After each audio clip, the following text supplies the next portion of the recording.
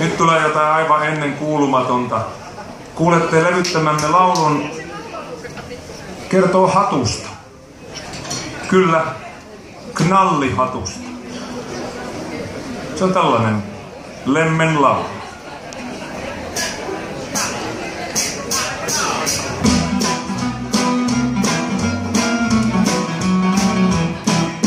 Mistä lies silloin ideani sain, kun päähäni vanhan knallihatun hain. Esittelin aikamoista persoonaa, mut väylä jota tuli oli tiehornaa.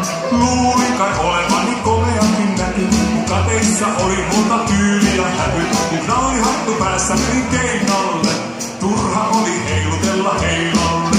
Knallihattu jenkkaa, koskaan en suostu enää uudelleen. Knallihattu jenkkaa, koskaan en suostu enää uudelleen.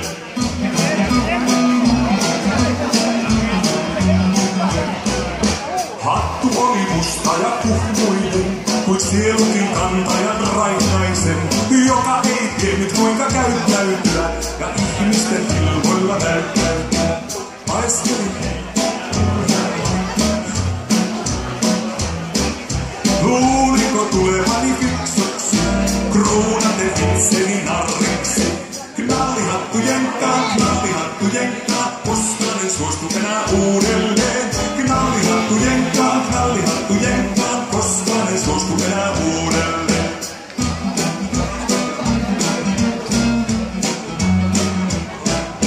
Knallihattu joutaisi roskikseen, jätäpä se kuitenkin hyllylleen. Sieltä se saa mua muistuttaa, jos mieli käypi vanhoja kantaa. Luulin kai olevani komeakin näky, mut kateissa oli multa tyyli ja häpy. Kun knallihattu päässä menin keikalle, turha oli heilutella heilalle. Knallihattu jenkkaa, koskaan en suostu enää uudelleen. Knallihattu jenkkaa, koskaan en suostu enää uudelleen. Knallihattu jenkkaa, koskaan en suostu enää uudelleen. Knallihattu jenkkaa, koskaan en suostu enää uudelleen. Hyvät naiset herrat, annetaan raivoisat akkordit, 192,5 senttiä, pelkkää pikkusenkiä. Kyöstömäki Mattila ja Varjokuva-orkesteri.